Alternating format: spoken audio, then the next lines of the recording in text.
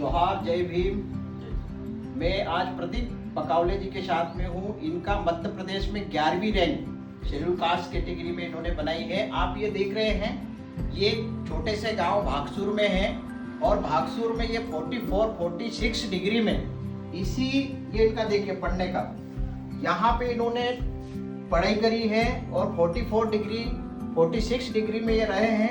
प्रदीप बकावले जी, इनका बस इतना सा छोटा था और पूरे मध्य प्रदेश में 11वीं रैंक। और मेरे गांव, मेरी ग्राम पंचायत और इनकी ग्राम पंचायत बिल्कुल पास में है। बड़ा गर्व का विषय है कि बालक ने कोई विदाउट कोचिंग सेल्फ स्टडी, और बस ये उनका देख लीजिए, बस इतनी बुक्स हैं और यहाँ पे है। और भी हम बात करेंगे प्रदीप जी से एक शॉर्ट में। बहुत बहुत धन्यवाद। मेरे पास साथ में है भागसूर के हमारे मित्र हैं श्याम भाई, वो भी उन्होंने आज यहाँ पे बुलाया और बड़ा गर्व की विषय है कि देखिए आप ये तो सफलता कोई बहुत बड़ी वो नहीं मांगती है, आपका डेडिकेशन और आपका ये मांगती है लगन, मेहनत और कैसी अभाव में पढ़ाई की जाती है। अब उसका अगला टारगेट है यूपीएससी क्रैक करना इन्हीं सुविधाओं के साथ में। बड़ा प्राउड फील होता है। बहुत बहुत धन्यवाद। आज 11 जुलाई 2026 में मेरे ग्राम पंचायत के पास की ग्राम पंचायत भागसूर में हूँ और मेरे साथ है प्रदीप बकावले जी, जिन्होंने मध्य प्रदेश सब इंस्पेक्टर 2026 की जो रिजल्ट आया उसमें 11वीं रैंक प्राप्त की है ऑल ओवर मध्य प्रदेश में। प्रदीप जी, मैं आपसे पूछना चाहूँगा कि आपका शैक्षणिक कैसा रहा है? सर, मेरा अपने शैक्षणिक ग्रामीण क्षेत्र से पूरी है, भागसूर और कासिल से माध्यमिक और उच्चतर माध्यमिक दोनों। उसके पश्चात मैंने अब बड़वानी जिले से साइंस में मेजर से किया है। मैथमेटिक्स से आपका बीएससी है, ठीक है। आप बीएससी करने के बाद में कौन सी ईयर में कंप्लीट किया आपने?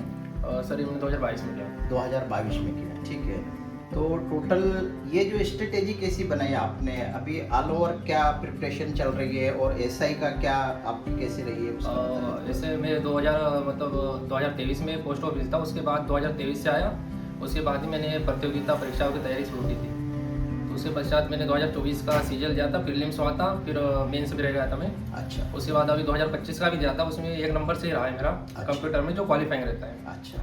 उसके पश्चात ये अपने जैसे एसआई की वैकेंसी आई थी एमपी में, तो उस टाइम पर फिर उस तरफ शिफ्ट हो गया था मैं। तो वही फिर उसमें वही सिलेबस रहता है सेम, जीएस का थोड़ा था, तो वही फिर एनसीईआरटी से कवर अप किया मैंने। अच्छा। अब मुझे ये बताइए कि आप ये छोटा सा गांव, आप ये छोटी सी आपका स्टडी रूम ये देखेंगे, है ना?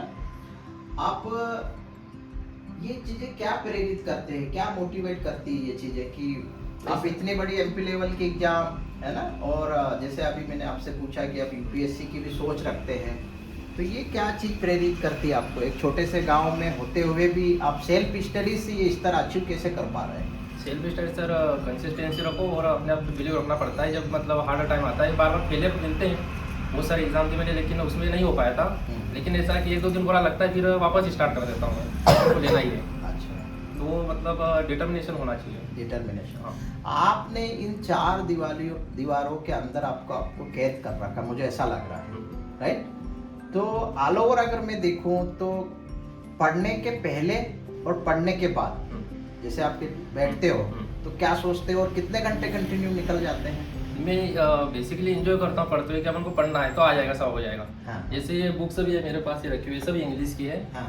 तो ऐसा स्टार्टिंग में जब ये जैसे ये बुक्स लाया था, हाँ। तो आपका हिंदी मीडियम? हिंदी मीडियम, तो इंग्लिश वाली चीज़ें मुझे समझ में नहीं आती थी। फिर मैंने सोचा कि नहीं, कैसे भी ये 450 पेज की है, तो मैंने सोचा 5-5 पेज ही करता हूँ पढ़ रहे, तो 6 मंथ तक होगा। फिर धीरे धीरे अब ऐसा लेवल आ गया कि मैं मतलब 20 पेजेस भी कर देता हूँ 1-2 घंटे में हो जाता। लेकिन जब स्टार्ट किया था मैंने, तो मुझे लगभग 3 घंटे लगते थे 5 पेज करने में भी, क्योंकि पूरा इंग्लिश था ये।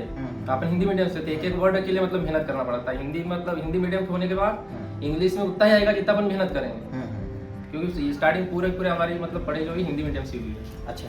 ऐसी कौन सी चीज़ आपको प्रेरित करती रही है ये बिटवीन 2022 के बाद कंप्लीशन, ग्रेजुएशन के बाद क्या चीज़ आपको प्रेरित करती रही है? क्यों मुझे सेंटर में मतलब गवर्नमेंट में ही जाना है?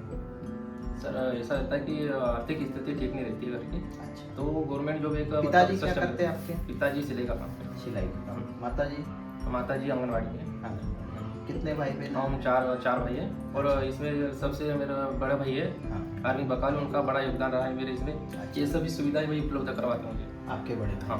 क्या कर रहे हैं अभी? अभी वो इलेक्ट्रिशियन है सिंधवा।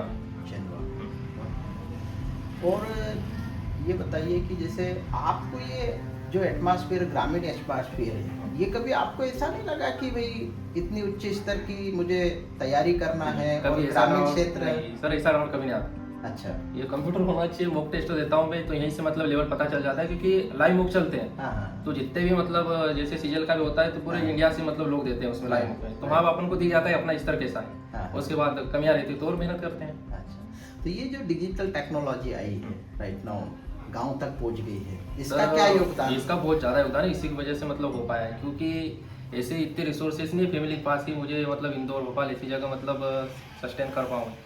तो मतलब ऑनलाइन तो मतलब एकदम वरदान के समान है। अच्छा। हाँ, क्योंकि मतलब यहाँ से घर बैठे हम जो दिल्ली की मतलब बड़े बड़े टीचर्स रहते हैं वो पढ़ाते हैं, यूट्यूब पे पढ़ाते हैं, ऑनलाइन पढ़ाते हैं, तो उससे अपन पढ़ लेते हैं। अच्छा, तो इसमें क्या जैसे जीके के लिए क्या प्रिपेयर किया आपने? जीके के लिए मैंने सर एनसीईआरटी पढ़ी, उसके बाद किस लेवल तक की?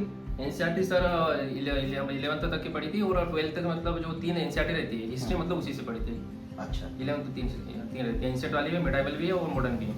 एनसीईआरटी पूरा? हाँ। मतलब जीके का मेन अगर एक निचोड़ टाइप देखे तो एनसीईआरटी। एनसीईआरटी पढ़ने के बाद फिर शॉर्ट नोट्स रहते हैं, जैसे ये फेटमैन वाली बुक है मेरे पास, अच्छा। जीएससी परमार एसएससी के, हाँ। वो की। और एप्टीट्यूड रीजनिंग के लिए? Aptitude reasoning sir test, sir वो तो बंडल पड़े हुए सब प्रैक्टिस कर रखी मैंने। ये वाला? हाँ, ये भी प्रैक्टिस कर रखी है मेरे मैथ्स और रीजनिंग, बोले ये भी अभी ये पड़े हुए हैं। ये भी आप टेस्ट? हाँ, ये टेस्ट मतलब प्रैक्टिस करता हूँ मैथ्स और रीजनिंग डेली? डेली 50 क्वेश्चन ये मॉक टेस्ट चलते हैं, डेली चलता है,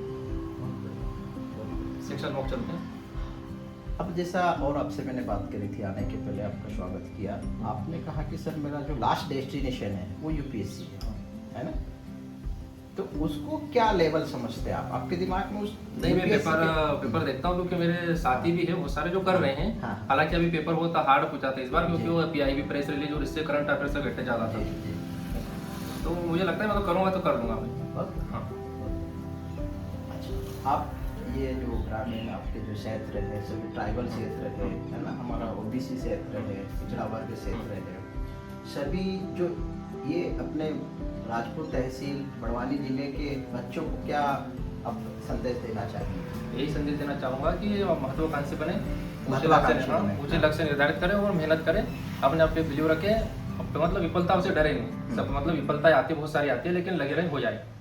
अच्छा, जिस भी फील्ड में हो अच्छे से करो, मेहनत हो जाएगा। तो अभी ये जो एसआई का आपका ज्वाइनिंग रहेगा है ना, देन ट्रेनिंग रहेगी, तो ये जो 6-7 महीने का आपका पीरियड रहेगा, ये कैसे एडजस्ट करेंगे आप? ट्रेनिंग के साथ में सर जो भी टाइम मिलेगा उसमें स्टडी करूँगा। स्टडी नहीं छोड़ोगे आप? नहीं, वो तो करना ही है। बहुत बढ़िया। लास्ट डेस्टिनेशन है मतलब है, हाँ। डिटर्मिनेशन है मतलब है, बहुत बढ़िया। तो मैं हमारे आदरणीय मेरे साथी श्याम कछावा जी का धन्यवाद दूंगा। मैं निमाड़ प्रवास पे आया था और मुझे जैसा ही श्याम जी ने बताया कि आपका सिलेक्शन हुआ और मैं तुरंत चले आया, और मुझे बड़ी खुशी हुई कि आपका जो ये देख के कि फैसिलिटी मस्ट इम्पॉर्टेंट नहीं है, रिसोर्सेस क्या आपके पास है ये ज़्यादा इम्पोर्टेंट है, राइट? तो बहुत अच्छा लगा। बुक्स मतलब इसके साथ तो मतलब कॉम्प्रोमाइज नहीं करता। इंग्लिश की मेरे पास 6-7 बुक हो गई। बहुत सर, ये वाली ये पढ़ी, ये 2 ये इंग्लिश के, ये 3 और 2 वहाँ पर ये बुला लेते हैं? हाँ, ऑनलाइन ऑनलाइन फ्लिपकार्ट से। बहुत बढ़िया, बहुत बढ़िया। तो बहुत बहुत शुभकामनाएं आपको आगे, और मैं श्याम भाई का भी बहुत बहुत धन्यवाद देना चाहूँगा। और हमारे लायक जो भी सेवा रहे, आप हमसे जुड़े रहें, हम आपसे जुड़े रहेंगे, और आप आपकी सफलता और भी बच्चों को हम आपके बीच में मिलाते रहेंगे, उनको थोड़ा सा मोटिवेट आप करते रहे, है ना। हमारा लास्ट लक्ष्य यही है कि हम तो हो गए, लेकिन हमारे और कैसे बढ़े, मतलब हमारा क्षेत्र कैसा बढ़े। हमेशा मैं हमारे आसपास के जितने भी लोग रहते हैं, मेरे फ्रेंड्स रहते हैं, सबको मैं मतलब मोटिवेट करता हूँ, सब चीज़ें। हम और बच्चों को हम मिलाएंगे आपसे, और आपका एक स्पेशल सेमिनार करवाएंगे। अच्छा लगा आपसे, बहुत बहुत धन्यवाद सर।